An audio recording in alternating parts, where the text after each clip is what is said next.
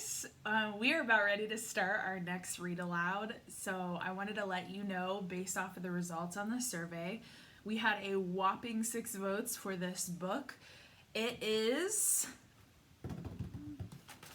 Greystone Secrets, The Strangers. Now, The Strangers is actually written by Margaret Haddix, and if you had my class with the read alouds, we've actually read Among the Hidden, which was that book about the third child who was hiding in secret because you weren't supposed to have more than 2 kids. And so among the time that he was hiding, he spotted a face in a window and realized that there was another kid like him hiding in her house. So he kind of snuck over there and met her. But long story short, Haddix is known for writing these books that builds mystery and climax and gets your heart beating. And there's a lot of twists and turns. I actually researched a little bit about this book, and this is a book that is spreading in popularity with a lot of 5th grade classes. So for those of you who voted on this one, I hope you're not going to be disappointed. This is an AR test, so be sure that anytime we do a read aloud, it is an AR test. I know we're at home and that's a little different, but this is actually a 5th grade reading level, which is great because it ups your average on that and gets you practice with some of the vocabulary and harder developments within the story. And it is worth 11 points. So remember, you can still keep earning your t-shirts. We will get those delivered to you at the end of the May. So don't fret, okay? All right, let's get started. One thing I'm going to really enjoy about this book is, number 1, the chapters are shorter, but that's not what I'm going to enjoy. I'm going to enjoy that each chapter takes place from a character's point of view. So one chapter is one character's point of view, and the following chapter is another character's point of view. So it kind of switches from character to character and how they're seeing things. So I always like that perspective. That was really fun to read when we read Refugee. All right, let's get started. We're actually going to read chapters 1 through 6. Again, they're shorter chapters. So the first chapter, chapter 1, is from Finn's point of view. The 3 Greystone kids always raced each other home when they got off the school bus, and Finn always won. It wasn't because he was the fastest. Even he knew that his older brother and sister Chess and Emma let him win so he could make a grand entrance. Today he burst into the house calling out, "Mom, we're home! It's time to come and adore us." Adore had been on his 2nd grade spelling list 2 weeks ago. It had been a great discovery for him, so that was what it was called, the way he had felt his entire life. Emma, who was in 4th grade, dropped her backpack on the rug beside him and kicked off her red Seekers. They flipped up and landed on the top of the backpack, and someday Vin vowed he would get Emma to teach him that trick. 23, Emma said. There was no telling what she might have been counting, and Finn hoped it was a prediction of how many chocolate chips would be in every cookie. Mom was probably baking for them right now for their after-school snack. Finn sniffed. The house did not smell like cookies. Oh well. Mom worked from home designing websites, and sometimes she lost track of time. If today was more of a goldfish crackers and apple slices kind of day, that was okay with Finn. He liked those too. "Mom," he called again, "your afternoon break entertainment has arrived." "She's in the kitchen," Chess said, hanging his own backpack on the hook where it belonged. "Can't you hear?" That would mean Finn had to listen for once, instead of talking, Emma said, rubbing Finn's head fondly and making his messy brown hair even messier. Finn knew she didn't mean it as an insult. He was pretty sure Emma liked talking as much as he did.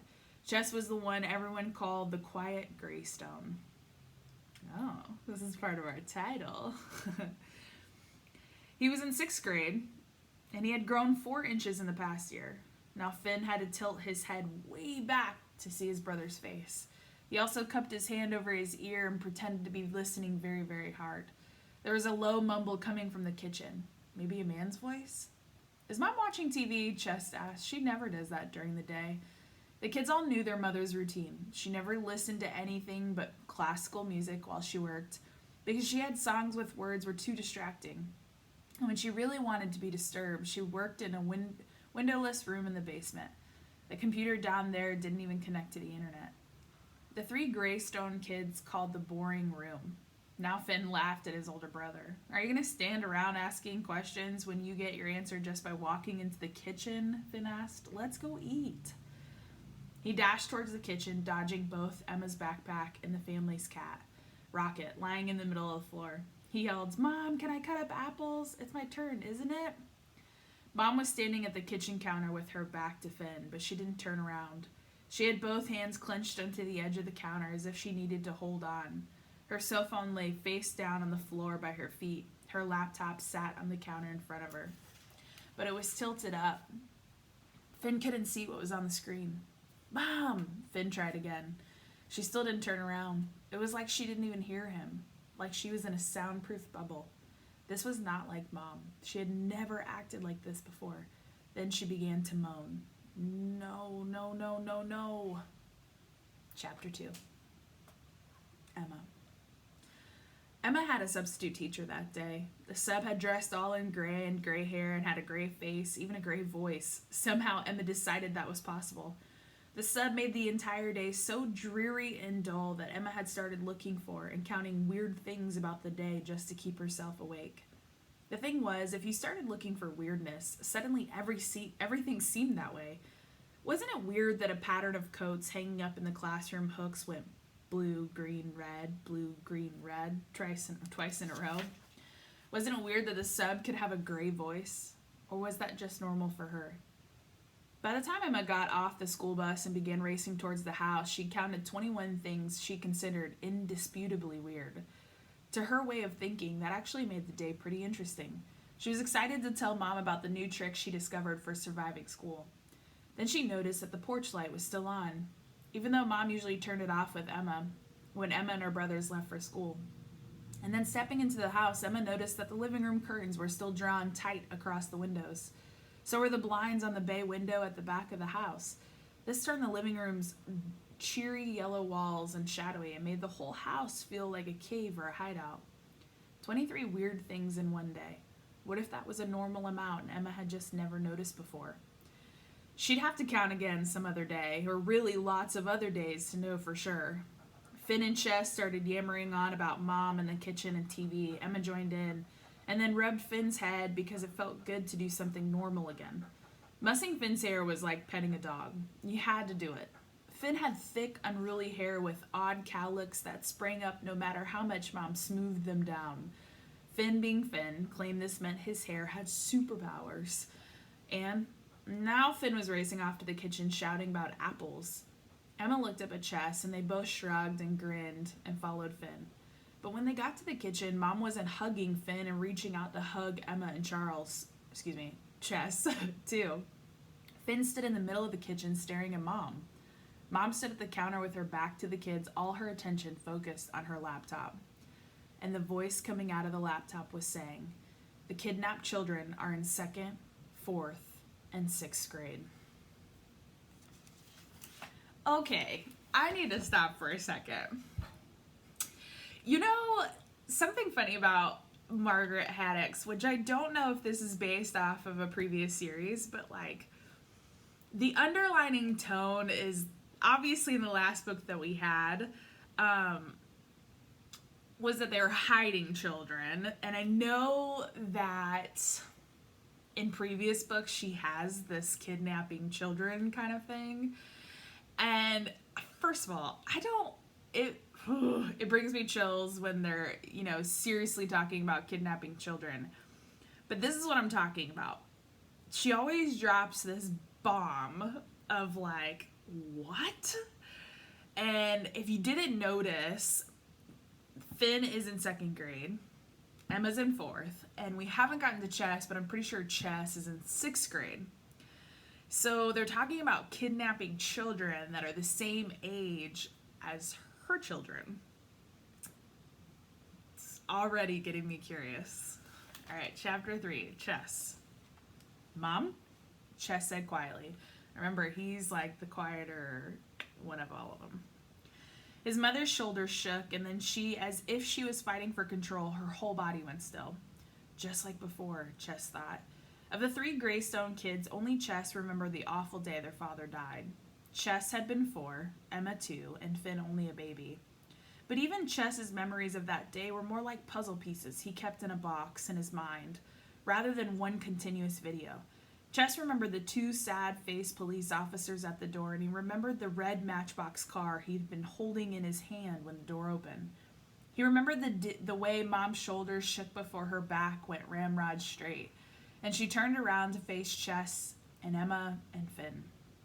Now Mom was reaching for the top part of her laptop as if she planned to shut it and hide it, whatever it said.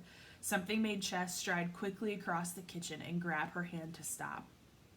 "Someone was kidnapped," he said. He caught a glimpse of a few words at the bottom of the computer screen. 3 kids in Arizona. "Was it anyone you knew?" "No," Mom whispered. Her dark eyes were wide and dazed. The color had drained from her face. Shock, Chess thought. The school nurse had come in and taught a first aid unit to 6th graders earlier that year, and Chess was proud of himself for remembering the symptoms. It was just a shame he couldn't remember any treatment. Maybe he was feeling a little shocked himself. It was scary that anyone would kidnap anyone. But Arizona was 1,000 miles away. It wasn't like there would be some crime ring going around kidnapping kids from any family who had a 2nd grader, a 4th grader, and a 6th grader. "Mom, maybe you should sit down," Emma said. Maybe that was one of the treatments for shock. Chess shot his sister a grateful look and took his mother's arm, ready to help ease her towards the kitchen table. Rocky, Emma, and Finn Gustano were last seen leaving their school, Los Periales Elementary, in Mesa. The voice coming out of the laptop speakers said. Finn started cracking up. "Isn't that funny?" he cried. "2 of those kids have the same first names as me and Emma. That's the 3rd Finn I've ever known. Well, not that I actually know this one, but..." He slugged Chess in the arm. "Don't you feel bad that you don't have the same name as some of the kids who's famous now? I bet when they find these kids, they'll all get the ice cream they want and all the toys they want, and their parents probably won't make them do any ever homework ever again." But what if nobody ever finds these kids, Chess thought. He wasn't about to say that to Finn. "Yeah, I've never met another kid named Rochester." Chess forced himself to fake a smile at Finn. "Or with the nickname Chess." "Oh well." "Maybe you should sue Mom for giving you such a different name," Finn suggested. "Or maybe I should sue for getting such a boring, ordinary name," Emma countered. Did you know that there are 3 other Emmas in 4th grade and 8 others in the rest of the school?" But Chess tuned out his brother and sister. Because Mom lifted one hand and pointed toward the laptop screen. The way she held her one hand was like a nightmare, like a Halloween ghost, like someone under a witch's spell in a fairy tale. It was like she could only point and not speak. "We're repeating the information we have about the Gustano children," the voice coming from the laptop.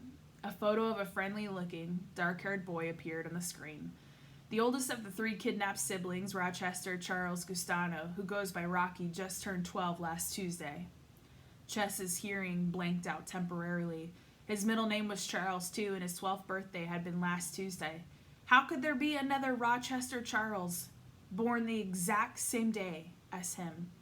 And how could that other kid have been kidnapped? So, these kids that were kidnapped have the same names as the Greystone kids. Very similar birthdays. What's gonna happen? Alright, back to Finn, chapter 4. Everybody was acting way too serious. They all stopped talking, even Emma, and she had taken the last 2 steps to join Mom and Chess at the counter, to stare silently at the laptop screen. "Hello?" Finn said. "It's snack time. Remember?" Nobody answered. "Remember how you're always telling me I have to quit right away when I'm playing computer games, and you think it's time for me to do something else?" Finn tried again. He walked over, reached his hand for the power button on the laptop.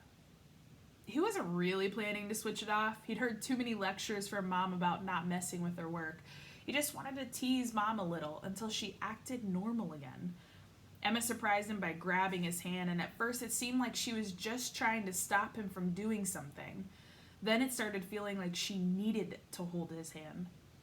Finn stood on tippy toes and peered at the screen. He saw 3 pictures in a row with each name's ages beneath. The kids in the pictures all had brown hair just like Finn and Chess and Emma did.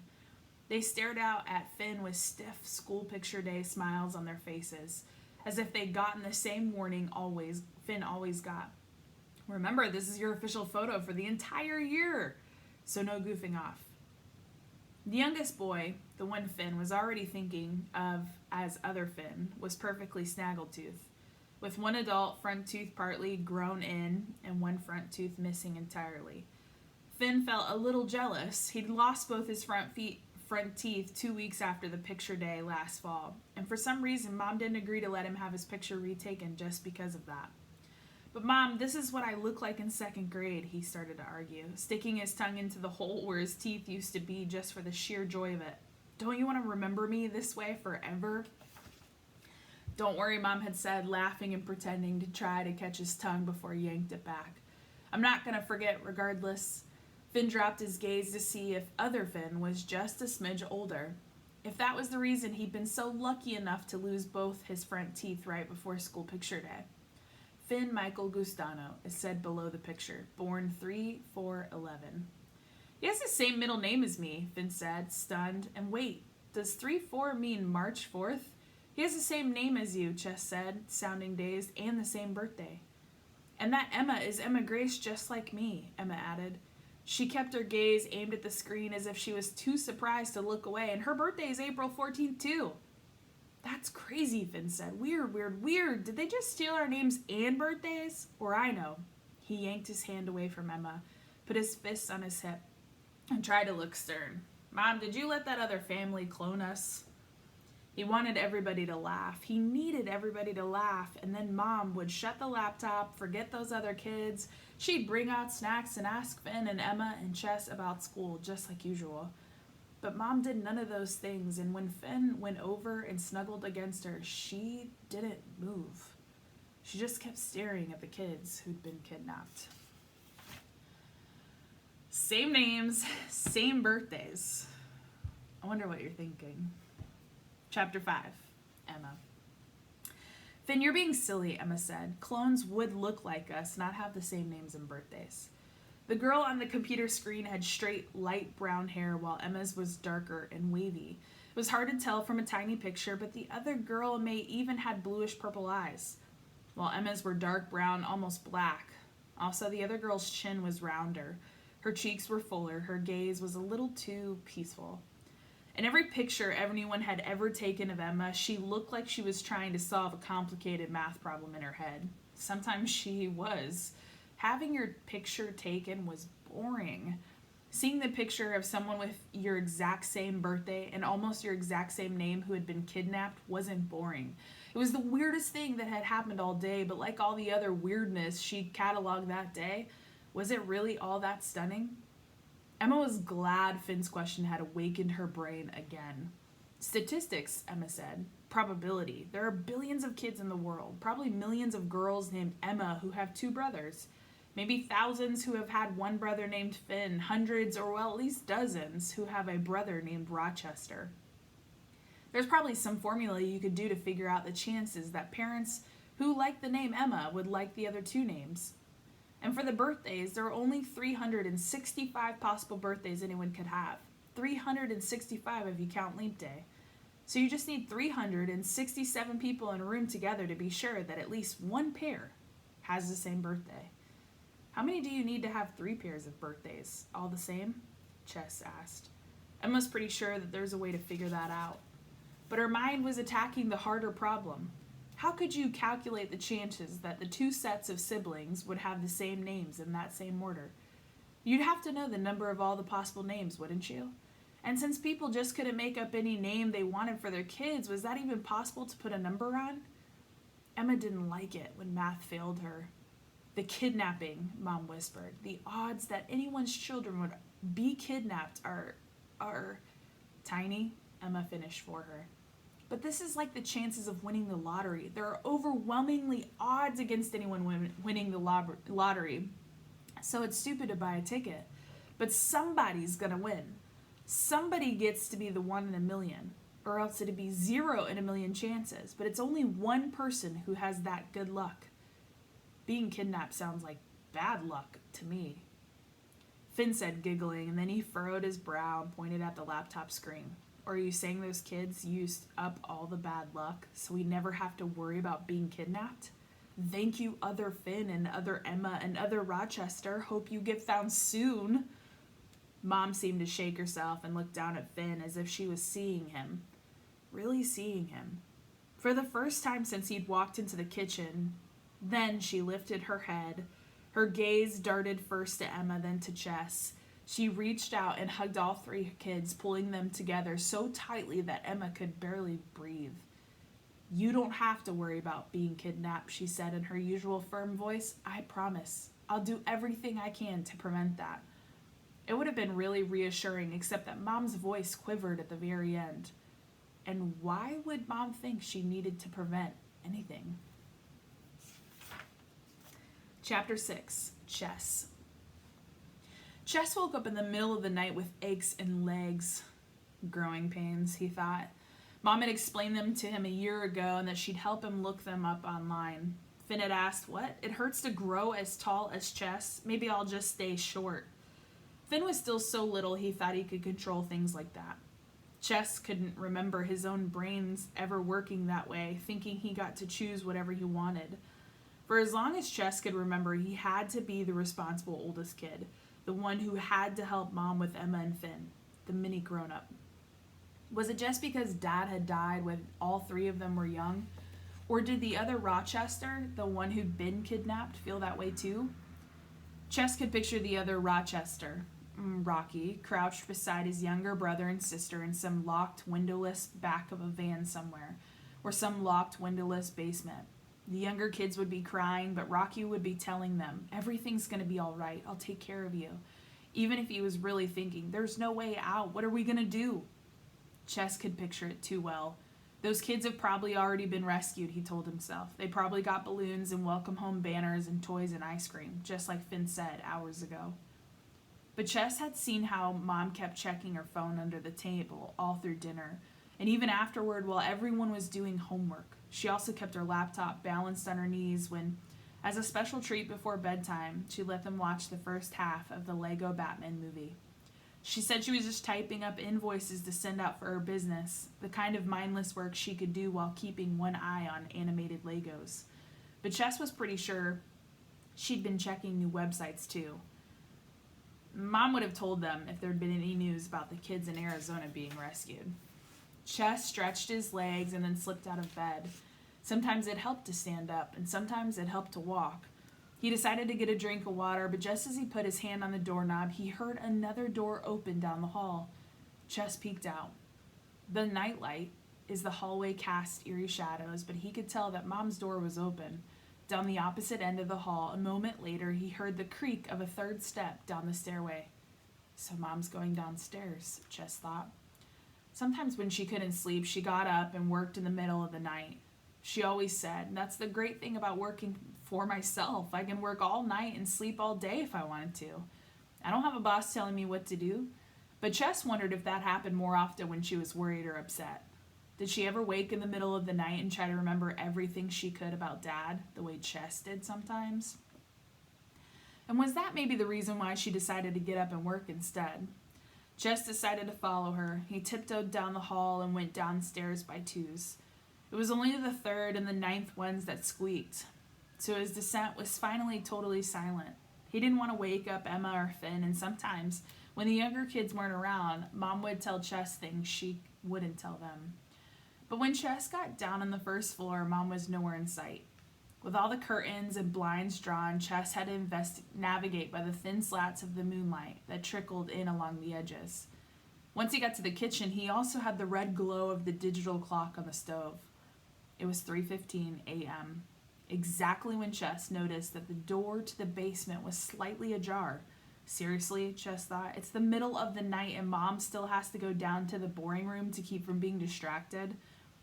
He started down the basement stairs but froze when he heard Mom talking. I thought you'd never call, she was saying. Who would call Mom in the middle of the night? Who would she want to talk to then?